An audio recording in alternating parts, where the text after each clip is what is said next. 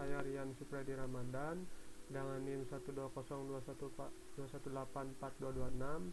dari kelas SI 4203. Di sini saya akan mempresentasikan modul 8 mengenai transisi dari analisis ke desain menggunakan diagram interaksi. Modul 8, transisi dari analisis ke desain menggunakan diagram interaksi.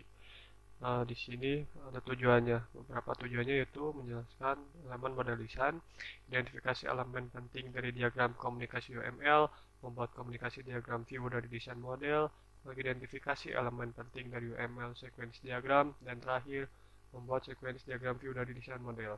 Di sini ada gambarnya, proses mapnya. Lalu memperkenalkan desain model. Model desain dibuat dari model persyaratan, kasus penggunaan model domain. Model desain digabung dengan model arsitektur untuk menghasilkan model solusi. Ada diagram interaksi. Diagram interaksi UML adalah nama kolektif untuk diagram berikut. Yang pertama, sequence diagram, communication diagram, dan diagram interaksi overview. Setiap diagram interaksi UML digunakan untuk menunjukkan urutan interaksi yang terjadi antara objek selama satu atau dua use case skenario, sebuah fragmen dari satu skenario kasus penggunaan.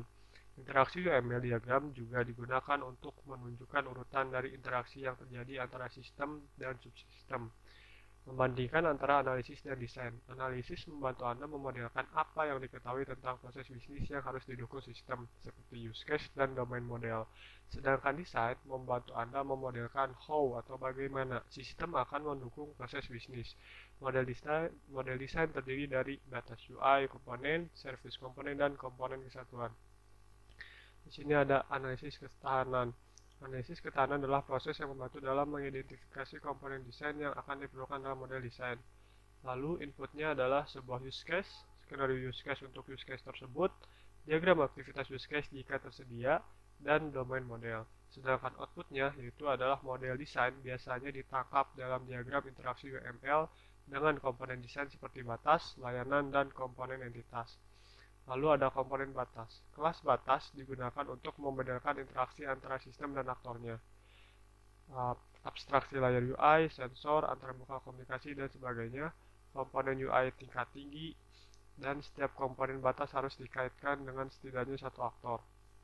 Kelas komponen kontrol mewakili koordinasi, pengurutan, transaksi, dan kontrol objek lainnya dan sering digunakan untuk merangkum kontrol yang terkait dengan kasus penggunaan tertentu.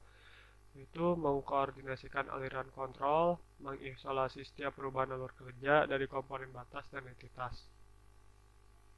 Komponen entitas. Kelas entitas digunakan untuk memodelkan informasi yang berumur panjang dan sering persisten.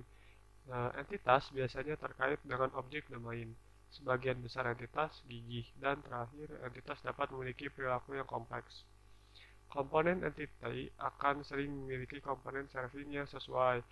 Objek layanan akan sering mengontrol objek entitas yang sesuai, dan objek layanan dapat mendelegasikan ke objek layanan yang lain. Komponen batas dan entitas. Komponen batas sering dapat mengambil atribut dari si komponen entitas itu sendiri. Pertama, menjelaskan proses analisis robustness. Pertama, yaitu pilih use case-nya.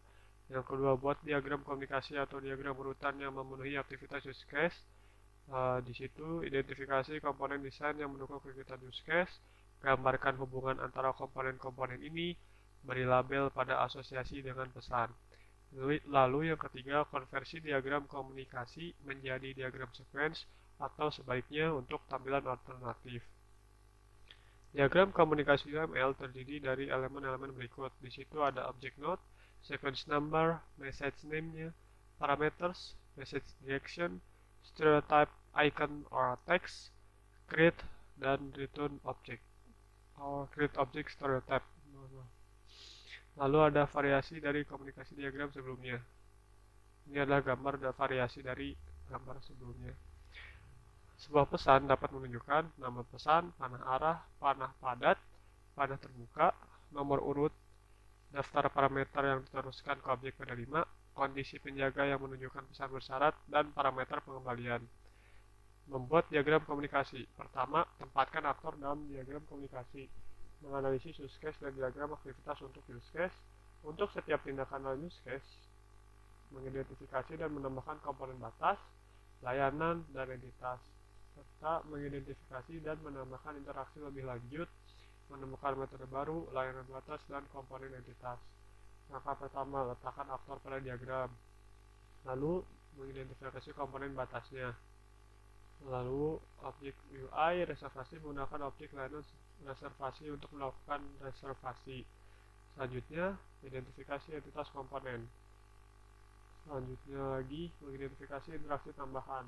Metode pemeliharaan menggunakan metode find room untuk menemukan kamar dari tipe yang diperlukan. Setelah menemukan dan memilih kamar gratis, metode set rooms memberikan kamar untuk pemesanan. Harga yang dihitung tidak ditampilkan atau ditetapkan untuk reservasi. Selanjutnya, mengidentifikasi metode tambahan. Metode pemeliharaan pada layanan reservasi objek. Layanan reservasi mengembalikan objek reservasi ke UI reservasi, kemudian memanggil metode get details reservasi dari objek reservasi yang mengembalikan rincian reservasi. Ini kemudian akan diberitahukan kepada agen pemesanan. Dan ini adalah gambarnya. Dua diagram komunikasi berikut ini menunjukkan tampilan reservasi yang lebih rinci. Yang pertama, skenario utama itu berhasil, dan yang kedua, skenario sekunder tidak berhasil. Yang pertama ini adalah skenario yang berhasil, lalu ini skenario yang tidak berhasil. Diagram urutan memberikan perspektif interaksi yang berbeda antara objek, dapat digunakan sebagai pengganti diagram komunikasi, dapat dikonversi ke atau dari diagram komunikasi, membuktikan lebih berguna bagi pengembang, sorot urutan waktu interaksi. Ini adalah gambar ya. Diagram urutan fragmen. Diagram urutan mendukung notasi fragmen. Penggunaan fragmen meliputi menunjukkan urutan loop, menunjukkan jalur alternatif, memungkinkan dua atau lebih skenario ditampilkan pada satu diagram, menunjukkan referensi ke fragmen diagram urutan referensi lainnya, memungkinkan Anda untuk memecah diagram besar menjadi beberapa diagram yang lebih kecil. Slide berikut menunjukkan contoh notasi fragmennya. Lalu ada contoh diagram urutan. Tiga diagram urutan berikut menunjukkan tampilan yang lebih rinci dari grid reservation. Pertama, skenario primer berhasil dan skenario sekunder gagal dalam satu diagram menggunakan fragmen alt. Lalu yang kedua, skenario sekunder tidak berhasil di mana kamar yang ditawarkan ditolak oleh agen pemesanan. Dan ketiga, diagram urutan fragmen yang menampilkan detail lebih halus untuk fragmen get reservation details dan termasuk fragmen loop. Ini adalah skenario pertama dan skenario kedua. Ini skenario kedua yang tidak berhasil dan ini fragmen loopnya. Terakhir, rangkuman. Diagram interaksi digunakan untuk mengidentifikasi komponen desain yang memenuhi kasus penggunaan, dan interaksi objek dapat divisualisasikan dengan UML, diagram komunikasi, dan diagram urutan.